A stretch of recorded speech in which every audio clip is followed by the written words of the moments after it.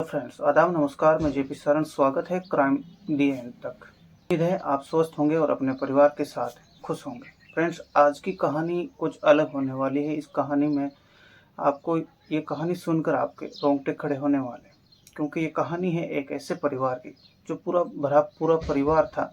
एक पिता के दो बेटे होते हैं, दोनों शादीशुदा होते हैं। परिवार कुशल मंगल था, खुशहाल जीवन जी रहा था। पिता के पास लगभग 80 बीघा के पास जमीन जायदाद होती है और परिवार साधन संपत्ति वाला था। फिर अचानक ये होता है कि उस पिता की मौत हो जाती है, तो जो सारी जिम्मेदारियां हैं वह दोनों बच्चों पर आ जाती हैं। लड़के दोनों शादीशुदा थे तो काफ़ी बड़े भी होंगे। और फिर उन दोनों का जो पिता की मौत के बाद जमीन जायदाद का बंटवारा कर लिया जाता है। पिता के द्वारा उस जमीन पर 24 लाख का लोन भी उठाया गया था। तो पहले तो दोनों में बराबर चुकाने का फैसला किया गया था, लेकिन धीरे धीरे ये मामला कुछ अलग ही होता जा रहा था और दोनों में लड़ाई विवाद झगड़े होना शुरू हो जाते हैं और बात हत्याकांड तक पहुंच जाती है। तो उस परिवार का जो छोटा होता भाई, उस लड़के का, तो वो अपने भाई और भाभी के कत्ल का प्लान बना लेता है और उसको अंजाम भी देता है।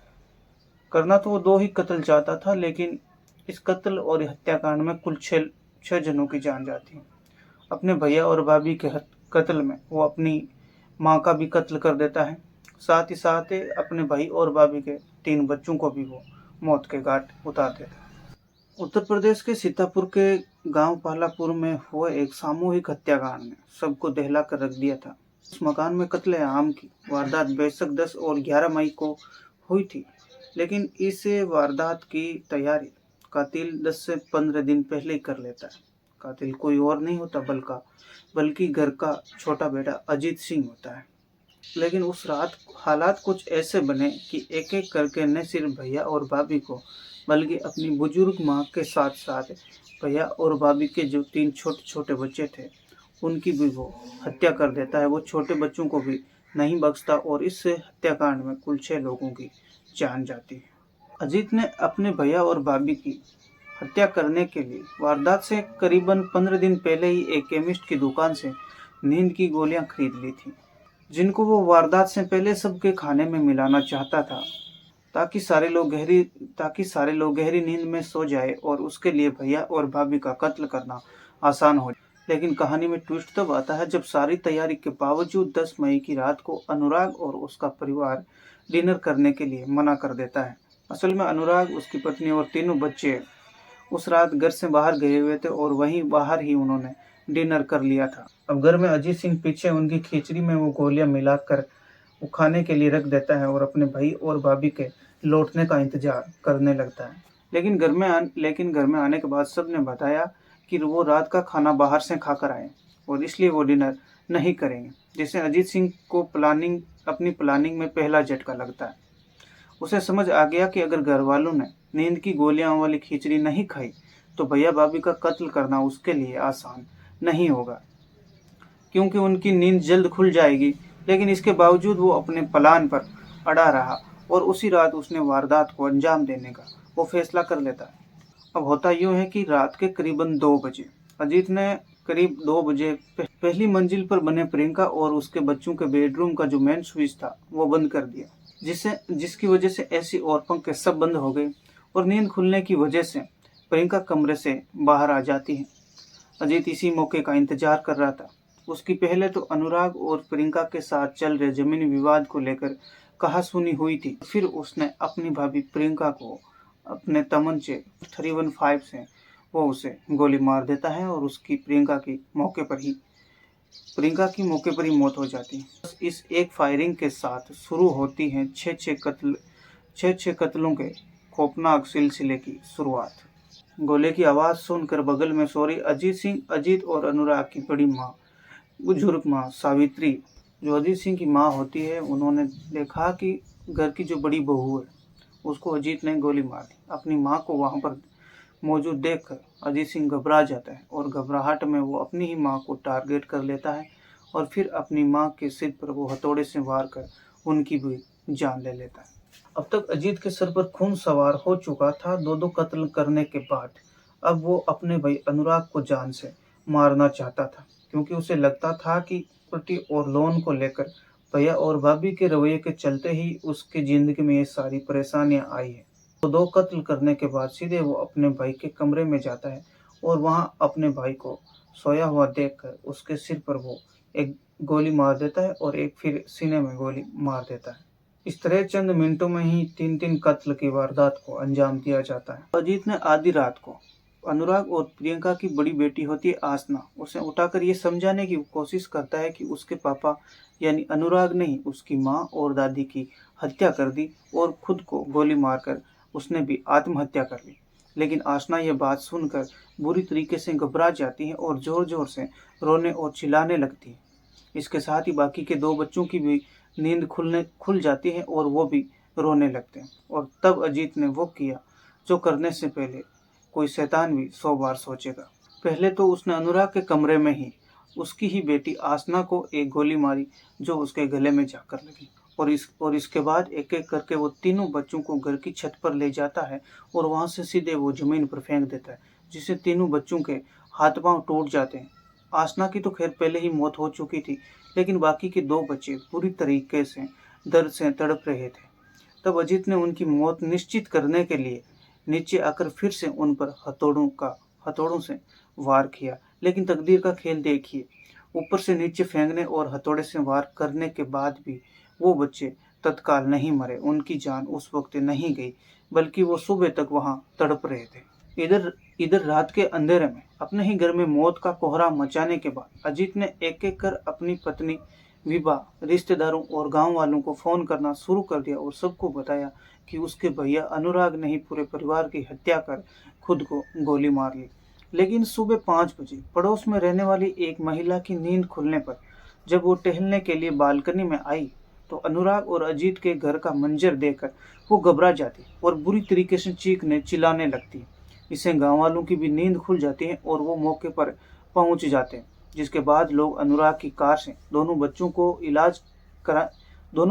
इलाज के लिए पहले महमूदाबाद और फिर लखनऊ लेकर गई। लेकिन एक बच्ची की जान महमूदाबाद में ही चली जाती है और दूसरा को लखनऊ के ट्रॉमा सेंटर में भर्ती करवाया जाता है और भर्ती करवाने से पहले ही उसकी भी वो जान चली जाती है। अब तक अजीत बेशक रिश्तेदारों और गांव वालों को ये बता रहा था कि उसके भैया अनुराग ने ही उसकी भाभी और उसके परिवार की हत्या कर खुद अपने ही हाथों से उसने सुसाइड कर लिया, आत्महत्या कर ली। लेकिन जब बच्चों को इलाज के ले जाने की बारी आई, तो ना तो उसने इसमें कोई ज्यादा रुचि दिखाई और ना ही गांव वालों को गाड़ी की उसने चाबी दी। उसने जानबूझकर लोगों को गाड़ी की चाबी देने में वो टालमटोल करता रहा और काफी समय भी बर्बाद कर दिया। लेकिन ये तो रही एक ही रात में एक ही परिवार के 6-6 लोगों के कत्ल करने की बात। अब कातिल ने ऐसा क्यों किया वो भी जान लेते हैं। आरोपी अजीत सिंह ने हिरासत में पुलिस को पूछताछ के दौरान बताया कि उसके पिता वीरेंद्र सिंह की करीब 1 साल पहले मौत हो गई थी, जिसके बाद दोनों भाइयों के बीच अक्सर प्रॉपर्टी को लेकर झगड़े होते थे। अनुराग पढ़ा लिखा होने के बावजूद शराब का आदी था, जिसकी वजह से अजीत सिंह गांव में खुद को अपमानित महसूस करता था। उसके पिता ने केसीसी यानी किसान क्रेडिट कार्ड पर 24 लाख रुपए का लोन भी ले रखा था और इस लोन को चुकाने को लेकर भी अक्सर दोनों भाइयों के बीच कहासुनी होती रहती थी। अनुराग ने गर्मी के सीजन के बाद तरबूज की फसल की बिक्री हो जाने पर अपने हिस्से का लोन चुकाने का वादा किया था। लेकिन वारदात वाले दिन यानी 10 मई को जब अजीत महमूदाबाद से अपने घर यानी पालापुर जाता है और पालापुर के उस मकान में पहुंचा तो अनुराग की मां सावित्री और उसकी भाभी प्रियंका ने उसे बताया कि अनुराग अपने हिस्से का लोन नहीं चुका सकता और इस बात से अनुराग आग बबूला हो जाता है, गुस्से से लाल हो जाता है और उसी रात उसने अपने भाई और भाभी को जान से मारने की जो उसकी प्लानिंग है उसकी वो तैयारी कर लेता है। अब वैसे उसे यह भी लगता था कि उसकी मां सावित्री भी अब उसके भाई और भाभी का ही साथ दे रही है, यानी 6-6 कत्ल की इस वारदात को जमीन के बंटवारे और लोन चुकाने को लेकर हुए विवाद के चलते ही अंजाम दिया। अब बात उस पोस्टमार्टम रिपोर्ट की जिसने इस सामूहिक हत्याकांड के मामले को एकाएक पूरा पलट दिया। पुलिस पहले अजीत के कहे मुताबिक ही चल रही थी कि इस वारदात को अनुराग ने यानी उसके बड़े भाई ने अंजाम दिया है, लेकिन जब पोस्टमार्टम रिपोर्ट में अनुराग के सिर में 2 गोली लगने और हथौड़े से वार किए जाने की बात पता चली, तो फिर ये साफ हो गया कि ये सभी 6 मौतें हैं कत्ल का ही नतीजा है, ना कि सुसाइड का। पुलिस के मुताबिक जब ये तथ्य सामने आ गया कि पूरा का पूरा मामला कत्ल का ही है, तो फिर पुलिस ने अजीत, उसकी पत्नी विभा और बाकी के जो रिश्तेदार थे और गांव वालों से भी लंबी पूछताछ करती है। सीडीआर, फोन की लोकेशन चेक करने से लेकर मौकाए वारदात पर मिले तमाम सबूतों का बारीकी से मुआयना किया जाता है और तब आखिर में अजीत को गिरफ्तार कर लिया जाता है, जिसने बाद में अपना जुर्म कबूल कर लिया।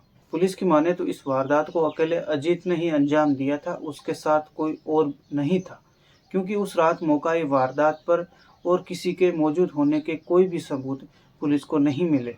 सीडीआर यानी कॉल डिटेल रिकॉर्ड की एनालिसिस से यह साफ हुआ कि अजीत की पत्नी और दूसरे रिश्तेदार सभी अपने अपने घरों में मौजूद थे और वारदात में ये किसी और के शामिल होने का कोई सबूत नहीं मिला।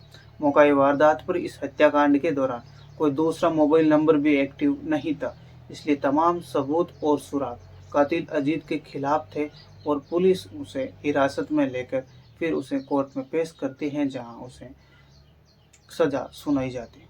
तो दोस्तों, ये थी यूपी के सीतापुर के जो पालापुर गांव है, उस गांव में हुए इस सामूहिक हत्याकांड की जो पूरी कहानी, जिसमें एक कातिल ने अपने ही पूरे भरे परिवार को कब्रिस्तान बना दिया और उस बेरहम को उन छोटे बच्चों पर भी बिल्कुल तरस नहीं आता, उन बच्चों पर जो बच्चे भगवान का रूप होते हैं।